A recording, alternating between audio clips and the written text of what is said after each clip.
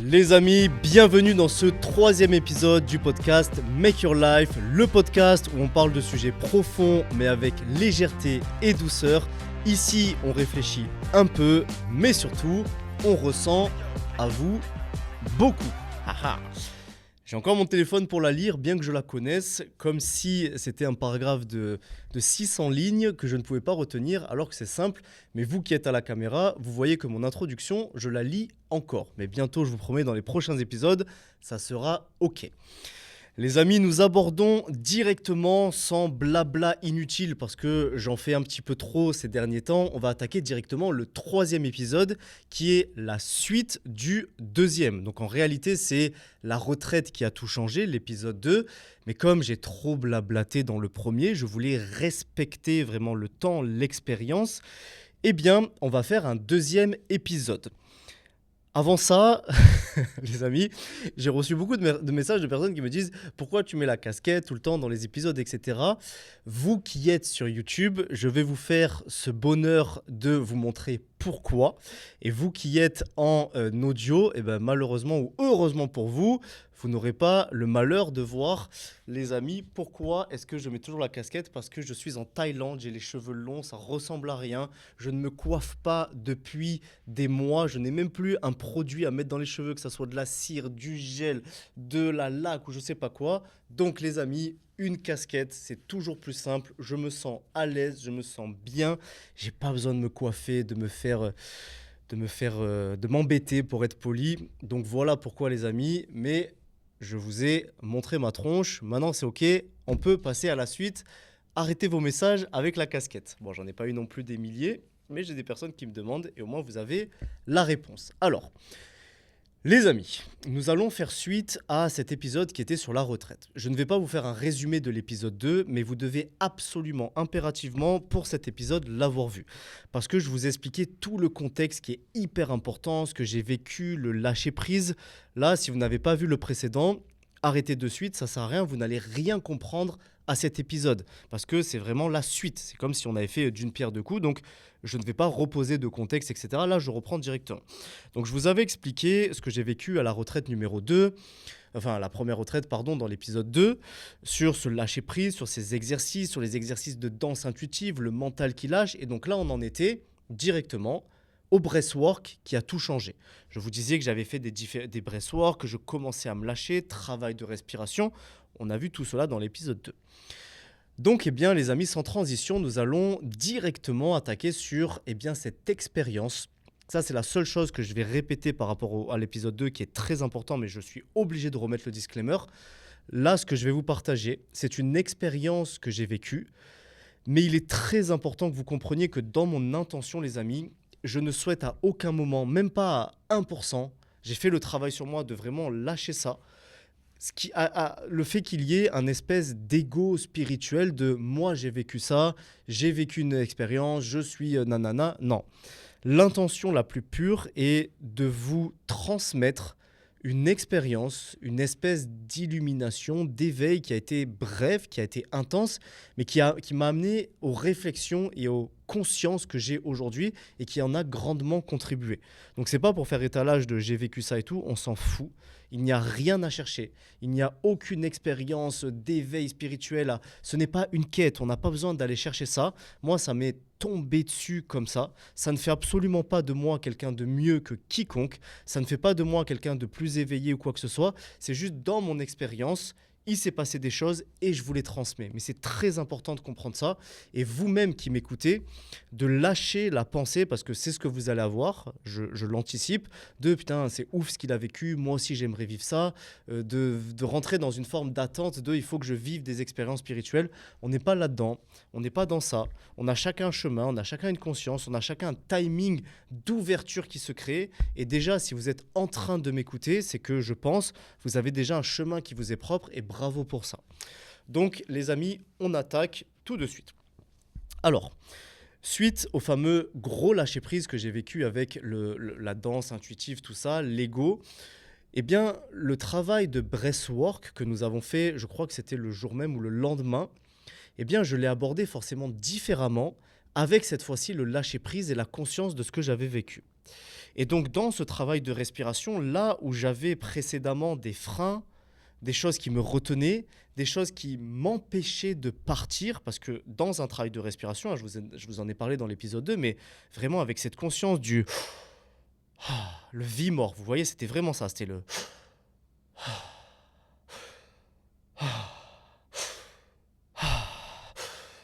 et on a cette hyperventilation consciente et connectée avec des travails de rétention, avec ces travails d'apnée, avec... Et on a un moment, le mental qui commence à lâcher.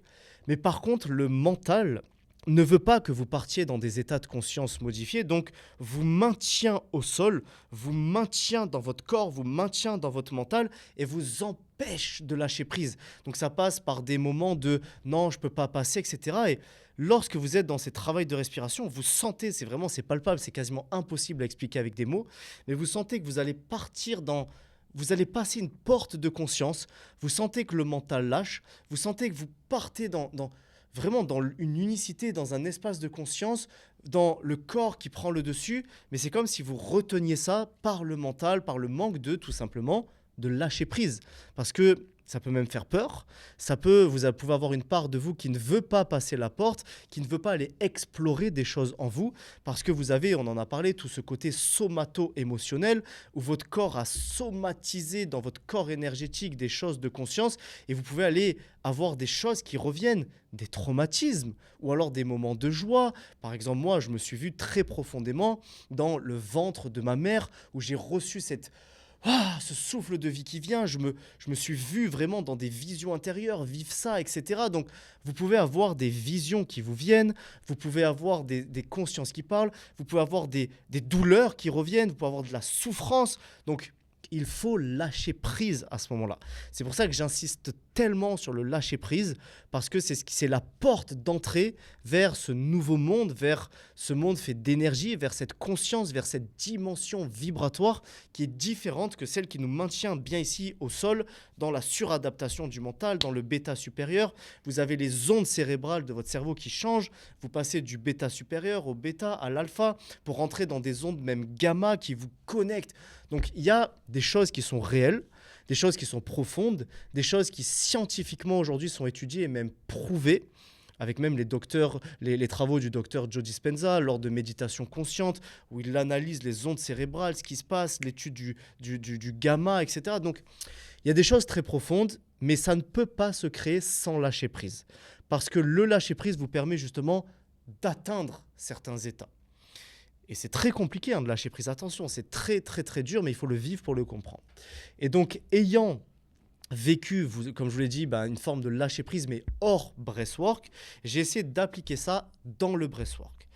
Et effectivement, il y a eu une expérience qui a été très forte, qui a été profondément transformatrice, que je vais essayer de vous raconter avec tout mon cœur, tout mon amour, toute mon intention, toute ma bienveillance également, pour ne pas vous mettre mes propres projections dans les vôtres, mais je veux vous amener à ouvrir cette porte en vous de c'est possible, on peut toucher ce genre d'état.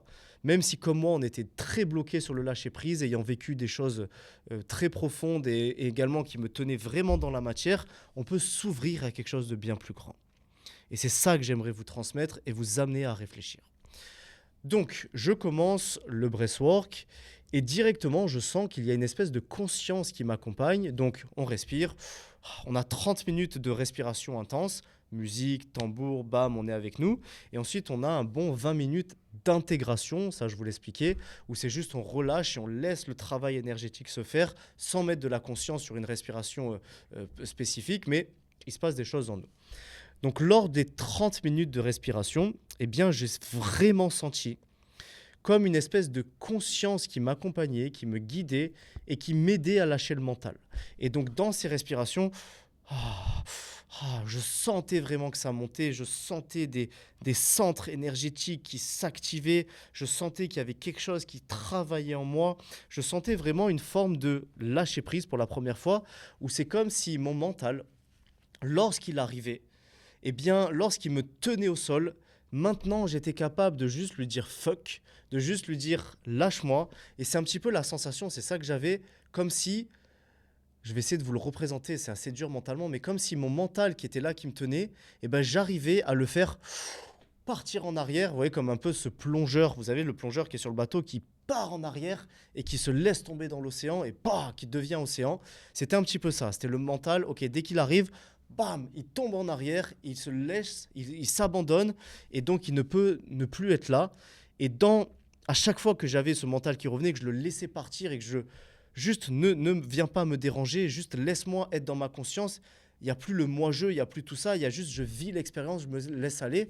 Et bah directement, ça me connectait à un niveau de conscience de malade. J'avais les premières visions qui venaient, j'avais les premières choses qui montaient, j'avais les cris qui sortaient. J'ai eu des cris très profonds, je ne pourrais plus vous les redonner, mais c'était vraiment c'était pas des cris de douleur, hein, c'était vraiment des... Vous voyez, un cri profond, lent, qui vient du ventre, qui vient de l'intérieur, qui va chercher dans le somato du corps, des libérations de... Vraiment, c'était bon. Bref, il y a eu des choses très profondes dans ce breathwork qui se sont passées. Et ça, c'était la première étape. C'était lors vraiment de l'espace de respiration, ce moment de lâcher, lâcher, lâcher, crier quand je dois crier, soupirer très fort, tout lâcher quand je dois lâcher. Il y a eu vraiment un travail et on est dans un état second dans ces moments-là, donc je ne peux pas vraiment vous le raconter parce que je n'ai plus la conscience et le souvenir exact, mais je sais qu'il y a eu un lâcher-prise très profond. Donc ça a été tout le breathwork. Mais là où c'est devenu vraiment intense et très profond, ça a été dans la fin du breathwork, juste avant l'intégration. Et en fait, pendant la fin du breathwork, j'ai vraiment senti et commencé à sentir que toute cette activation de l'énergie de mon corps et du lâcher-prise et tout ce qui se crée m'avait mis vraiment dans un état de conscience modifié où je n'étais plus là. Et à la fois, j'étais pleinement présent. C'est ça qui est marrant, c'est que on le dit avec des mots, on n'est plus là, alors qu'en réalité, c'est peut-être pour la première fois de ma vie où j'étais vraiment là. Parce que j'étais vraiment connecté non plus à mon mental, mais connecté aux sensations de mon corps, à ce qui se passait, à la conscience. Je sentais l'énergie qui me traversait à l'intérieur. Je sentais beaucoup de choses. Et dans la transition, les amis, entre le breathwork et le travail d'intégration, il y a une chose qui est assez inexplicable, que je vais essayer de vous transmettre avec des mots. Mais j'ai vraiment senti, donc on est là, on vient de respirer, il s'est passé beaucoup de choses, ça a été très intense, et ensuite on revient à nous, non, on est très dans un état de conscience, mais on revient à une respiration normale et on laisse le travail se faire. Et à ce moment-là, c'est un lâcher-prise encore, c'est une dimension de lâcher-prise encore plus évidente, encore plus forte, j'ai envie de vous dire, parce qu'on n'a plus la conscience de faire bien et de respirer. Là, on n'est même plus à besoin de... donc, il y a toujours un espèce de truc où on contrôle quand même cette respiration. Et donc, quand on est dans l'intégration, c'est le lâcher-prise le plus total, on s'abandonne. Et je me souviens vraiment à ce moment-là, les amis, m'être dit, parce que j'étais vraiment dans un truc où je commençais à me sentir partir, hein, vraiment, c'est très particulier à sentir, on se sent partir, on n'est plus là, et à la fois on est pleinement là, vous avez compris, mais on n'est plus là dans le sens où notre pensée n'est plus là, notre mental n'est plus là, notre ego n'est plus là, le moi-je n'est plus là, il y a une forme de...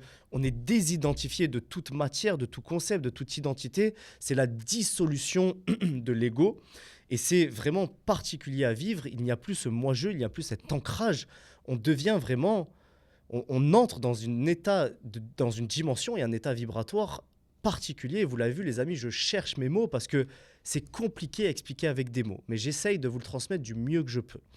Et donc, je me souviens m'être dit, pardon, excusez-moi, dans ce sentiment de vraiment où c'est en train de lâcher, d'avoir la conscience de me dire, je prends la décision intérieure de simplement m'en remettre à ce qui doit être fait.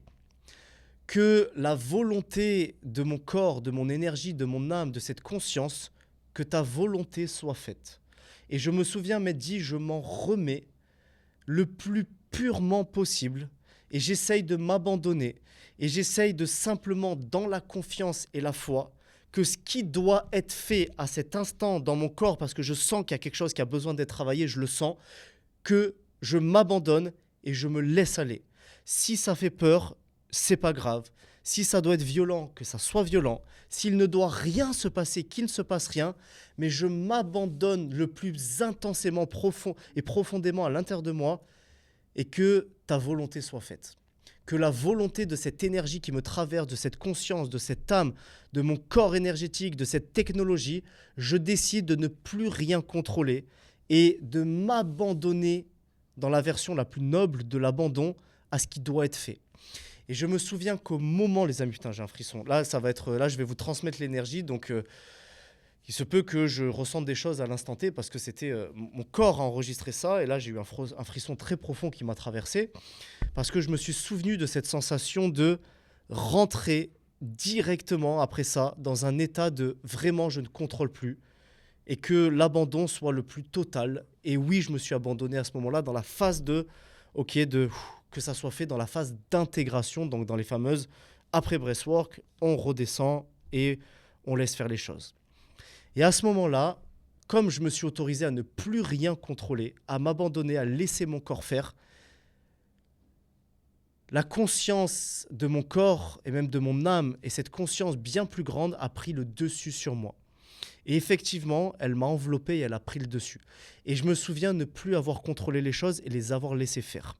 Et je me souviens vraiment avoir cette sensation de comme s'il y avait, les amis, c'est très fort ce que je vais vous dire, comme si je suis allongé, je suis dans un état second, et comme s'il y avait des mains, comme s'il y avait une main, la main de Dieu, je ne sais pas comment la caractériser, la main de la conscience, des mains énergétiques, c'est comme ça que je le voyais, qui étaient au-dessus de moi, comme s'il y avait des médecins énergétiques, comme si Dieu était face à moi et cette conscience qui travaillait sur mon corps. Et c'est comme si je les sentais, je le voyais, et je voyais des mains se poser sur moi et me libérer de certaines choses, de m'aider à juste laisser aller, et comme s'il y avait une présence très forte qui m'a rassuré et qui m'a fait, comme si je l'ai perçu, c'était un petit peu, ok, tu nous as, entre guillemets, laissé venir, parce que tu t'es abandonné, maintenant, laisse-nous faire. Ne contrôle plus rien, on est là. C'était très rassurant, c'était vraiment très perturbant dans le bon sens, c'était très bienveillant, c'était très amour, et c'était très, ok, abandonne-toi, on s'occupe du reste. Tu n'as plus rien à faire, tu n'as plus rien à contrôler. Et je sentais vraiment ce travail se faire dans mon corps, ces mains qui énergétiquement m'enlevaient des choses, me dépouillaient de peur, me dépouillaient de doute, me faisaient lâcher prise encore plus intensément. Et ce qui a... Putain, j'ai des frissons, les gars. Ah, putain, désolé, hein. Mais ce qui était vraiment très intense, c'est au moment où je sentais que ça venait et où je sentais que ça a travaillé ici sur cette gorge, et où quand je respirais, je sentais en fait l'énergie qui montait, mais à ce niveau-là, c'est comme si elle était bloquée et qu'elle n'arrivait pas à monter dans la tête. Vous voyez, je sentais que ça travaillait et je ne mettais pas de conscience dans la respiration, mais c'était des... c'était vraiment, vraiment tout le bien, tout l'amour qui m'enveloppait. Ça me prenait, mais au niveau de la gorge, c'était bloqué. Et je me souviens avoir comme cette conscience qui juste travaille ma gorge pendant 5 minutes, vraiment. Et putain, les amis, j'ai envie de pleurer là. Je suis désolé, hein. Mais je me rappelle de ça et c'était vraiment fort. Attendez, 2 secondes. Et de ces mains, les amis, qui me travaillent, de ce truc qui vient dans la gorge, qui me prend dans la gorge, comme si ce chakra de la gorge était bloqué, je ne sais pas pourquoi, je ne sais pas l'expliquer. Et à un moment, par le travail de toute l'énergie, comme si je ressentais même, les amis, comme autour de moi, presque mes ancêtres qui étaient avec moi et qui m'accompagnaient dans ce travail, parce que c'était un temps, à la fois c'était bon, mais à la fois je luttais avec moi. Et je me souviens faire des bruits, vraiment de la gorge qui a besoin de se libérer, et je devais lâcher prise. C'était très dur d'aller au bout du travail parce qu'à la fois c'était bienveillant, mais à la fois putain c'était challengeant. Il fallait que je travaille sur moi et je sentais comme ça toute l'énergie de mon corps qui montait, et c'est comme s'il y avait des présences autour de moi très bienveillantes. Je sais pas, c'était comme s'il y avait une force de lignée derrière moi, d'ancêtres qui étaient là et qui me poussaient à faire ce travail, comme si c'était pour les libérer eux aussi, et comme si tout ce qui avait été gardé par toutes ces générations je sais pas, la gorge, c'est l'expression, c'est la puissance, c'est le etc. Et il fallait que ça sorte, il fallait que c'était là. Et je sentais la force, je sentais l'amour qui me disait, vas-y, va au fond du travail, fais ce qu'il y a à faire, bosse dessus, libère-toi, laisse faire les choses. Et sentir ce truc qui monte, qui monte, qui monte, qui monte, des minutes, des minutes, des minutes, des minutes, qui est là, qui est là. Et d'un coup, Pouah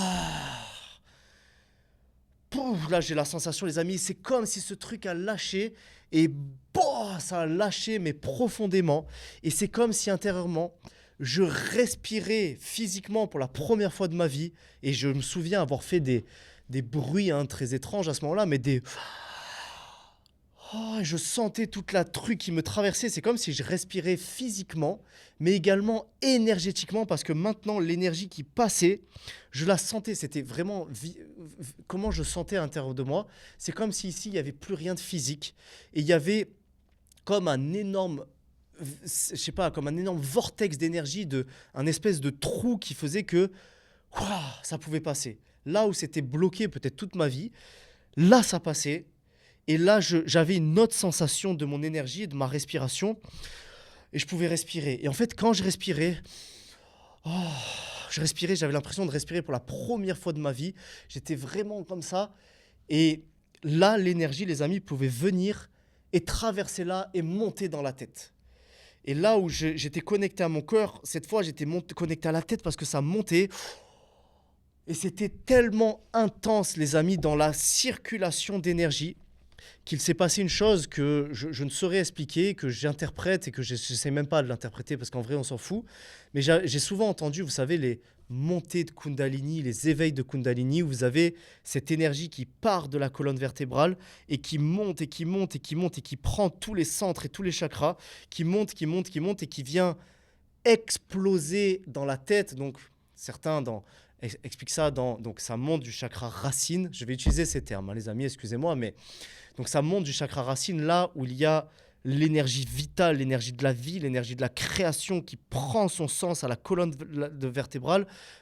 Même physiologiquement, vous avez, les amis, la contraction du périnée qui amène même le liquide céphalo-rachidien, je crois, qui permet comme ça de... Donc il y a toute une notion physiologique dans le corps à ce point très précis de la colonne vertébrale et des centres avec le périnée et tout ce qui se passe à ce niveau-là. Mais vous avez également dans la dimension plus énergétique du corps énergétique, vous avez cette énergie qui prend racine à cet endroit et qui monte comme ça et qui vient chercher tous les centres avec tous les différents centres énergétiques qui s'activent par la colonne vertébrale. Il y a vraiment des choses très profondes dans la colonne qui passent. Donc, il y a vraiment une énergie qui passe. Il y a un truc qui monte et qui prend et qui prend et qui prend, qui monte au chakra du cœur, qui monte à la gorge. Et là où moi, c'était bloqué, où j'arrivais pas à lâcher prise, là, ça peut monter.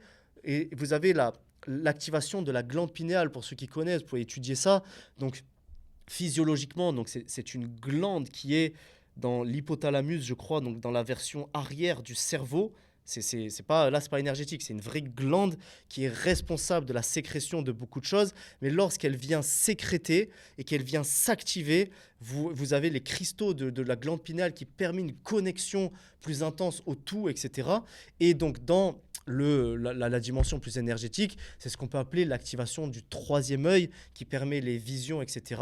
Ensuite, vous avez le chakra couronne. Et les amis, attention, je suis loin d'être un expert, hein. Je vous partage ma vision, ce que j'ai reçu comme enseignement. Donc ce chakra couronne qui prend tout et qui est le centre de connexion également au tout, qui est cette antenne. Donc vous avez comme ça ces centres énergétiques.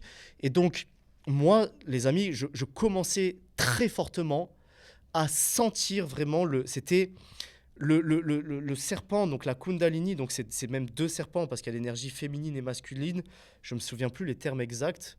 C'est un nom dans les traditions yogiques, bon, je ne sais plus, qui s'enroule comme ça autour de la colonne vertébrale, qui monte, et je le sentais. Je sentais, c'était physiquement à l'intérieur de moi, c'était deux énergies, ou une énergie très forte, très intense, très amour, très puissante, très dure à l'expliquer, qui monte comme ça intérieurement, qui monte dans la colonne, qui peut passer ici, là, et pour la première fois, ça passe, et qui prend là, et je le voyais, c'était hyper lumineux, c'était très intense, qui monte dans la tête. et il y a une forme d'explosion dans la tête. C'est comme si vous avez donc, comme s'il y a, imaginons, il y a des choses de lumière qui montent. Quand ça arrive dans la tête, ça se construit. J'essaie de vous le dire avec des mots, hein, c'est très compliqué. C'est comme s'il y a une espèce de soleil qui vient comme ça dans la tête, une immense lumière hyper intense qui n'est pas le soleil. Le soleil, c'est du feu. Là, c'est plus de la lueur, de l'intense, de la lumière et qui... Pouah et vous partez. Et moi, je pars avec cette lumière et je deviens cette lumière et qui... Pouah qui, vous voyez, qui va dans la conscience et qui rentre dans le tout et qui intensément explose dans ma tête, mais qui me permet de lâcher toute limite et qui me permet de devenir, entre guillemets, un peu cette lumière. C'est dur à l'expliquer. Et donc, c'est orgasmique. C'est orgasmique, c'est la sensation la plus intense que j'ai ressentie de toute ma vie, en méditation, en visualisation, en tout ce que vous voulez. C'est orgasmique dans le sens orgasme. Vous imaginez, les amis, sexuellement, vous vivez un orgasme incroyable. Vous avez le truc dans tout votre corps. Ben, imaginez ça fois 100, fois 1000. Et c'est un orgasme qui n'est pas un orgasme du plaisir physique, mais un orgasme qui est énergétique. Je ne sais pas comment le dire avec d'autres mots, qui est vibratoire, qui est un orgasme d'amour pur, intense.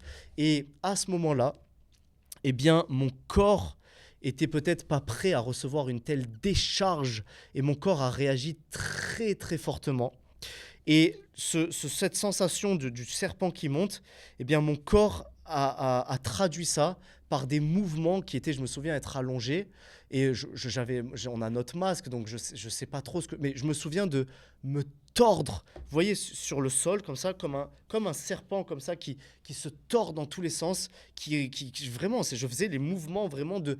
Tac, je suis même arrivé je me suis retrouvé comme ça, c'était des mouvements très particuliers, et à faire même, je me souviens, avoir besoin, parce que ça passe par la colonne, ma colonne avait un besoin de s'étirer, de machin, donc c'était des mouvements très...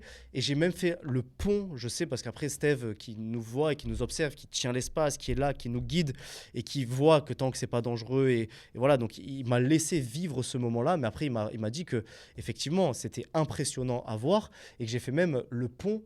Donc le pont, pourtant je suis pas souple, hein, mais vous savez, je sais pas, ça les amis, regardez, ça c'est mon dos, ça c'est mon ventre, vous avez compris, ça c'est mes jambes, voilà. Bah, le pont, c'est vous êtes comme ça, sur le sol, comme ça, donc ça c'est ma tête, ça c'est mes jambes, ça c'est mon ventre, ça c'est mon dos, et je suis comme ça, donc je suis vraiment le pont comme ça avec tout qui tire enfin c'était mais hyper particulier. Je me suis retrouvé à l'autre bout de la pièce, donc tous ces mouvements je me souviens pas, et j'étais à l'autre bout de la pièce. Je me souviens être dans un angle, donc là l'intégration commençait à être finie, hein. Mais moi je pouvais pas revenir et c'était tellement intense pour mon corps que c'était des... Vous voyez, c'était un peu de...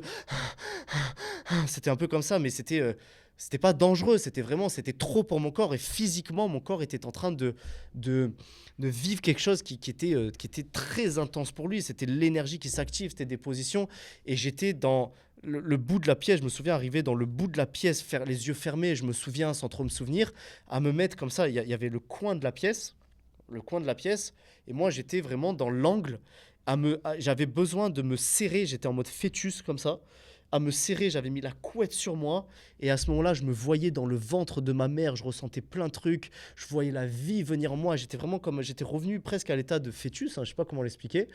C'est une expérience un peu, j'ai l'impression que c'est bizarre, hein, ce que je suis en train de vous raconter, j'ai pas honte, parce que j'ai pas honte, et ça doit être dit, et ça doit être partagé, et je sais que les gens qui m'écoutent peuvent entendre ça, mais oui, c'est particulier, et les amis, je mets une précision, parce que là, je vous ai dit des trucs un peu perchés quand même. J'ai les pieds bien au sol, j'ai les pieds bien ancrés. Ça fait 10 ans et demi, 15 ans, les amis, que je suis très terre à terre, que j'étudie des choses sur la science, sur la physique quantique. Donc, je ne me mets pas dans la catégorie du gars perché, spirituel, qui va... Là, je vous transmets une expérience qui a été vécue malgré moi, qui a été très forte, mais que je me dois de vous transmettre.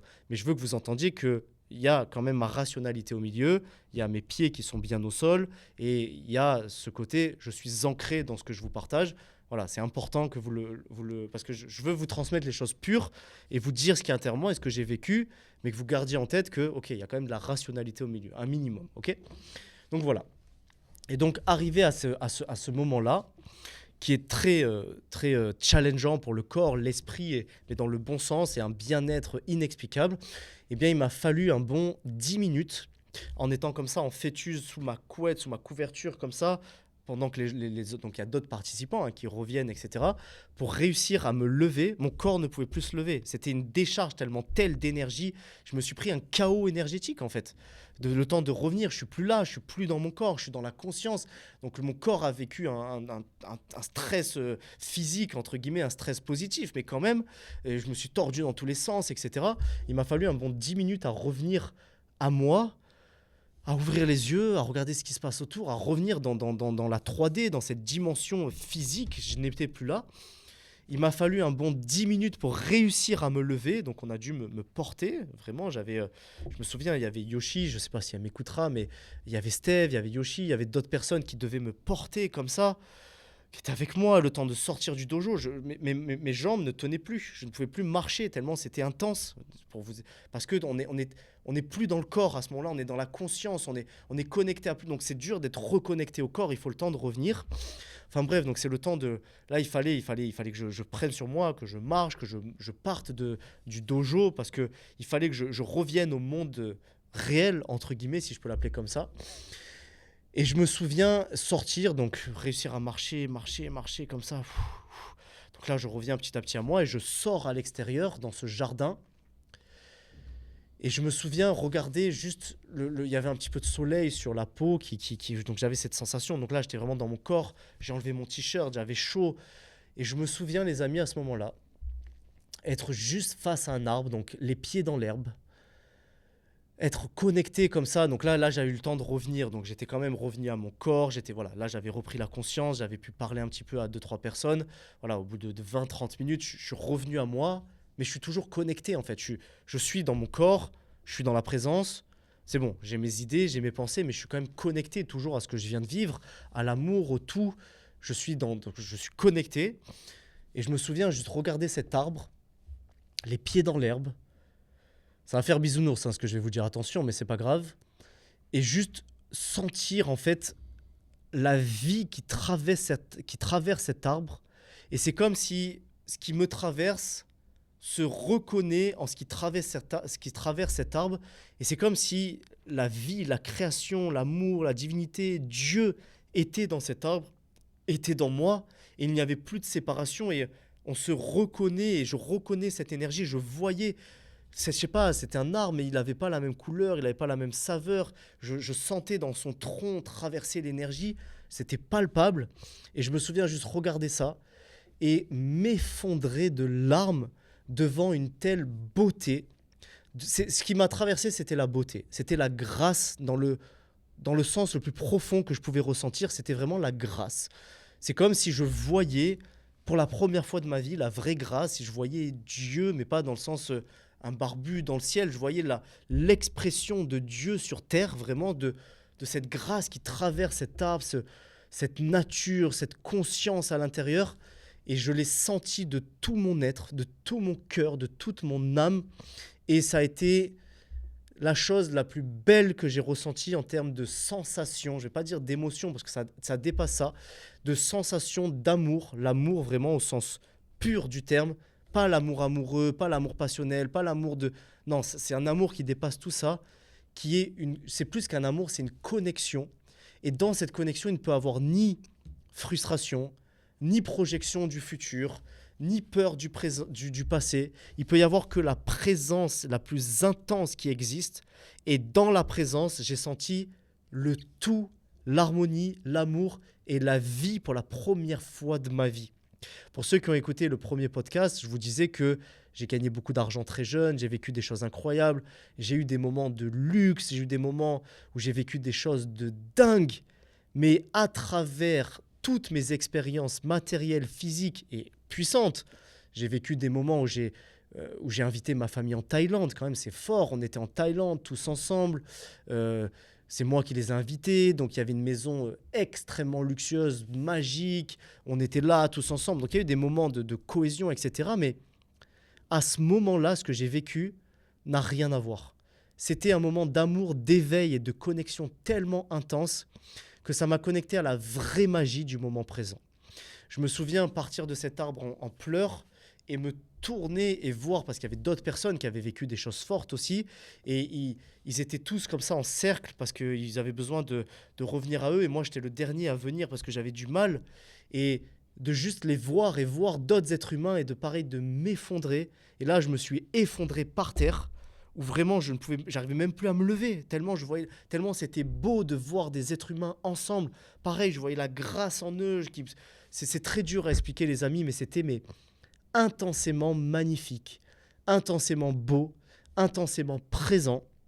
Ils ont dû venir me relever, je pleurais. Je me souviens avoir la tête comme ça dans le sol, et je suis près du sol, et j'ai la tête dans l'herbe, et je ressens l'herbe.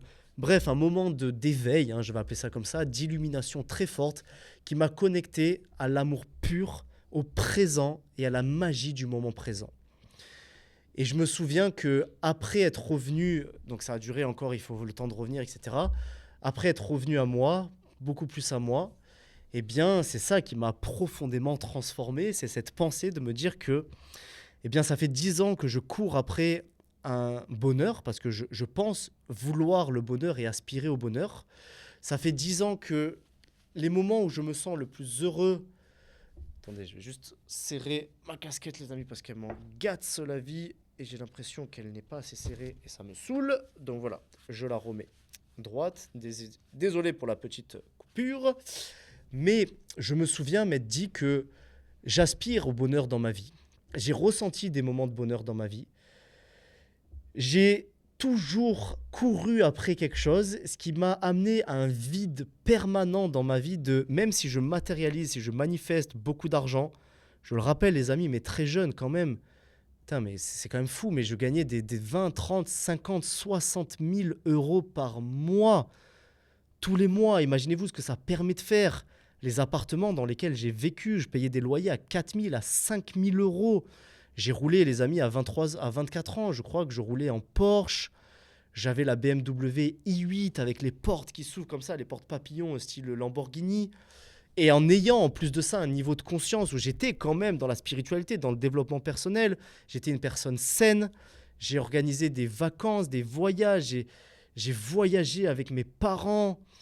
J'ai vécu dans les hôtels les plus beaux du monde. Vraiment, je suis allé à Bora Bora, dans les hôtels les plus luxueux. J'ai voyagé le monde, j'ai vécu ça avec ma petite amie de l'époque. J'ai quand même, je pense, humblement avoir vécu une vie qui est folle et qui devrait être censée m'apporter le bonheur. Si, les amis, le bonheur, et si on court, écoutez, c'est ça qui est très important. Si on court après une réussite, un épanouissement, et si on pense que on est dans notre vie, on se dit, ok, quand je gagnerai 10 000 euros par mois, on a toujours cette pensée de quand j'aurai ça, je serai plus heureux. Je pense, encore une fois, humblement, les amis, pouvoir vous montrer le chemin et la voie, de vous dire que peut-être vous qui m'écoutez, ce que vous rêvez d'atteindre matériellement, on a tous nos rêves, on a tous nos envies, on n'a pas tous des envies de grandeur, mais pour ceux qui en ont, et je suis là pour vous témoigner de ça, humblement, modestement, en me mettant à nu devant vous, avec toute ma vulnérabilité et toute mon authenticité, les amis, je pense avoir vécu le rêve de beaucoup de personnes. Et pourtant, les amis, ça n'a rien été en termes de bonheur, de sensation, d'amour pur dans mon cœur, dans ce qui brûle à l'intérieur de moi. Ça a toujours été extrêmement insignifiant par rapport au bonheur et à l'épanouissement que j'ai ressenti à ce moment-là, en n'ayant rien du tout, parce qu'à ce moment-là, je n'avais plus mon téléphone, je n'étais plus dans mon business, je n'étais pas dans un endroit de luxe, j'étais pieds nus, avec un pantalon dégueulasse, tout, voilà, vous avez compris, torse nu, dépouillé du tout ce que je pouvais être dépouillé. Je n'avais pas des chaussures de luxe, je n'avais pas quoi que ce soit, j'étais juste moi-même, abandonné à qui je suis, dans la simple présence, les pieds dans l'herbe, face à un arbre, et connecté à d'autres êtres humains autour de moi. Et profondément dans l'instant présent. Et dans cette scène, dans cet instant présent, j'ai ressenti plus, les amis, de bonheur que les 10 à 15 ans cumulés en état parce que j'en ai ressenti des moments intenses, hein, les amis, croyez-moi. J'ai pleuré de joie dans des moments, j'ai ressenti des choses fortes quand même dans ma vie. Je vais pas, non, ça a été puissant.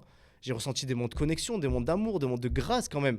Mais si je prends tout ça cumulé, 1 plus 1 plus 1 plus 1, imaginons que ça fasse 100, eh bien à cet instant-là, avec rien, j'ai ressenti 1 million. Vous voyez la métaphore, ça n'avait rien à voir. Et donc c'est là ce qui m'a frappé, c'est que peut-être je viens de toucher l'état de grâce profond et d'amour, et peut-être que dans ma vie, là où je pensais avoir besoin de toujours plus pour être constamment heureux, en réalité j'ai besoin de rien, parce que tout est déjà là, à l'intérieur de moi, dans l'instant présent, dans la magie de ce qui vit autour de moi, et que si j'ai dans mon cœur la capacité de me connecter à ce qui est et ce qui vit, en non pas rajoutant, mais en enlevant les couches, en enlevant les peurs, en enlevant ce qui m'empêche de me connecter, de me brancher, je suis branché H24 à Dieu, à la conscience, à la divine matrice, vous l'appelez comme vous voulez. Je suis connecté parce que le lien et le fil est toujours là. Par contre, j'ai un voile devant les yeux qui m'empêche de pleinement embrasser cette connexion. Alors que cette connexion, elle est là, elle vit, et je n'ai juste qu'à m'y connecter. Et le seul moyen de m'y connecter, c'est être pleinement présent, non plus dans mon passé, non plus dans mon futur, non plus dans des projections de quand j'aurai ça, je serai heureux, mais d'accepter l'amour dans mon cœur, ce qui vit, et d'être complet et présent parce que je suis présent. Je n'ai besoin de rien d'autre. Je n'ai pas besoin d'argent.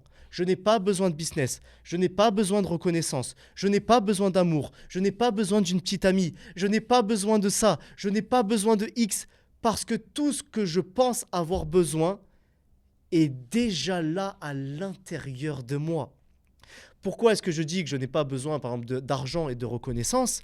Parce que l'argent est un concept qui va m'amener un sentiment, une émotion, un état d'être, donc peut-être de plénitude, de sécurité, de confiance. C'est ça que je recherche à travers mon désir de gagner énormément d'argent.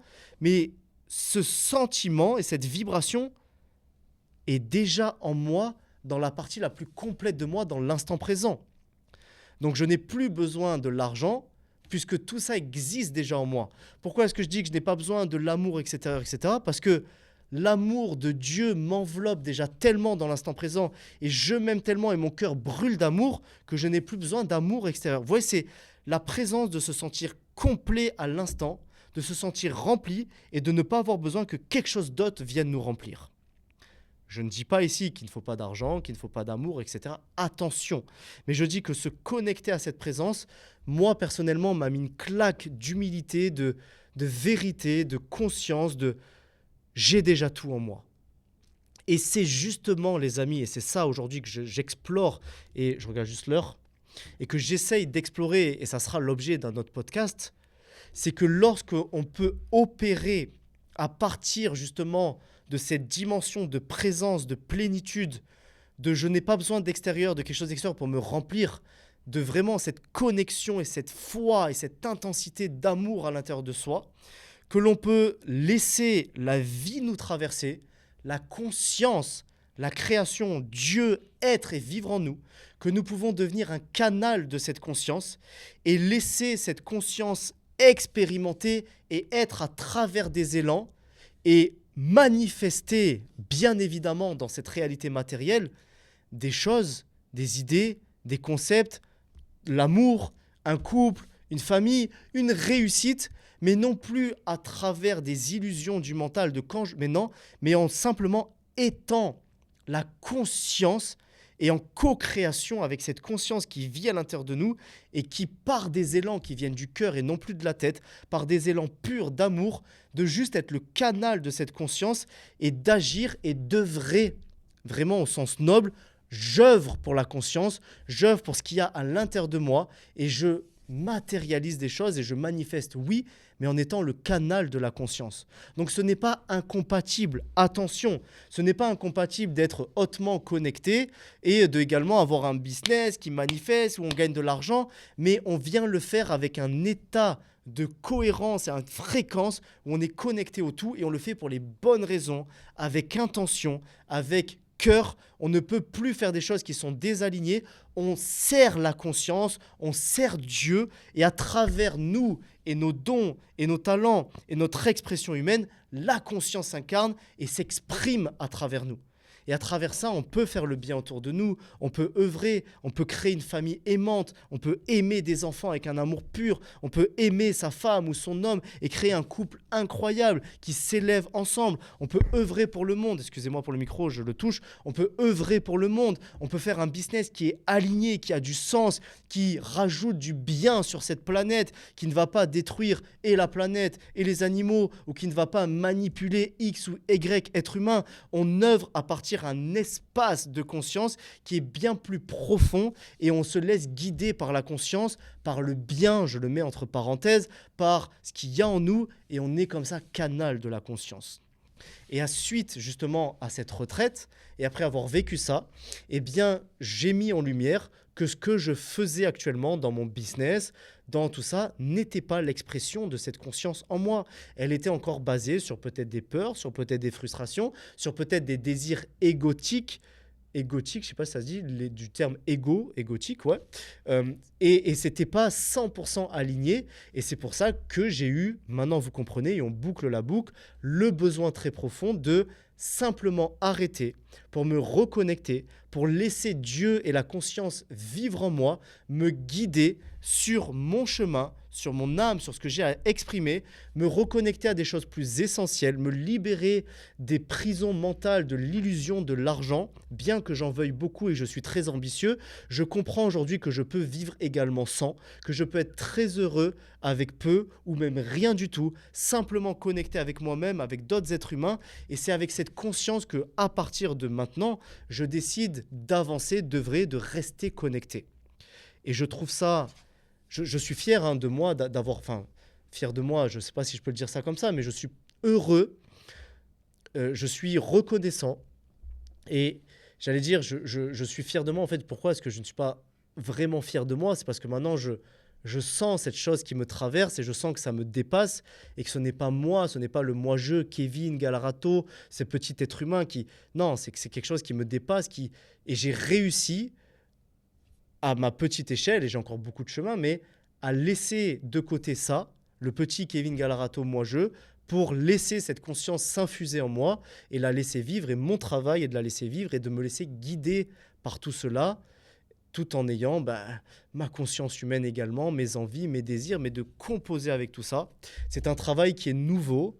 J'apprends tous les jours, j'appréhende ça. Je touche des états et des espaces de conscience qui sont différents que ce que j'ai jamais touché.